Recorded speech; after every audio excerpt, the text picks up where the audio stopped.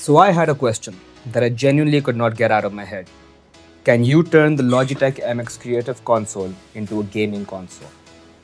Not mapping shortcuts, not using it as a controller for a game on your PC. I mean actually running the game on the device itself. The keys as the screen, the buttons as the controls. Turns out, yes, and it's kind of unhinged. Quick background if you're new here. The MX Creative Console is a productivity device by Logitech. It's got a 9-key keypad, each key has a little screen on it and a separate circular dialpad. I've been using it for about a year now and I've built around 20 profile packs for it. Color-coded shortcuts, macro apps, app switchers, the whole thing. It's genuinely a great tool. But a few weeks ago, I started wondering if productivity was the only thing this thing could do. So I did what I always do. I started researching. And what I found is that Logitech actually has a developer SDK for it.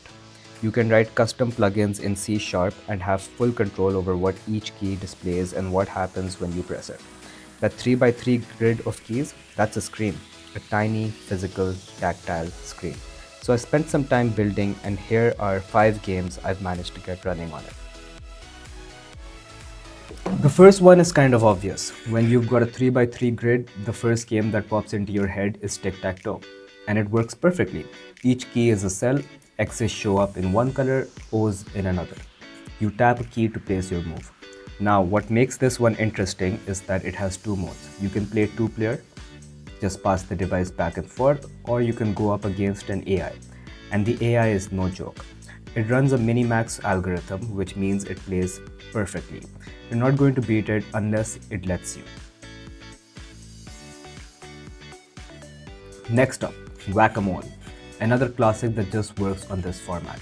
A mole randomly pops up on one of the 9 keys, it shows brown and says mole, and you've got a limited window to tap it before it disappears.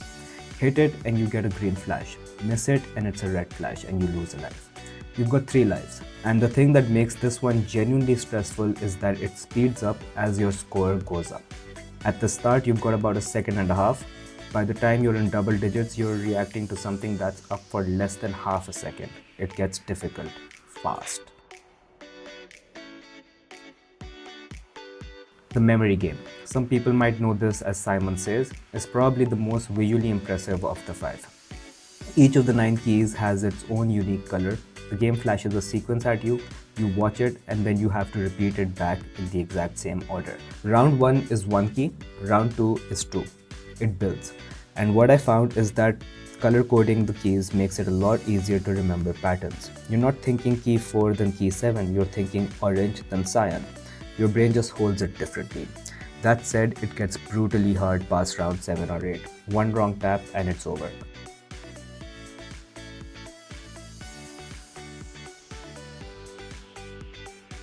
This one is a bit different. I've always found Morse Code interesting, but I never really sat down to properly learn it. So I built something that could actually teach it.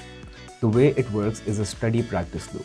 A letter appears on the screen and its Morse code is shown in the keys next to it. You take as long as you need to memorize it. When you're ready, you press go and the code disappears. Now you have to enter it from memory using the dot and dash buttons.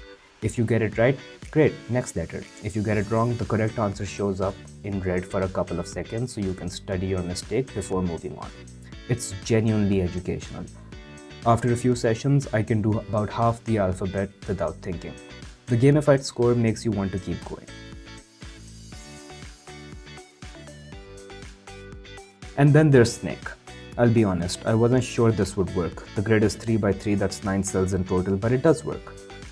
And what makes it interesting is that you're playing Snake on a physical device where each cell you occupy lights up under your fingers. The way steering works is clever.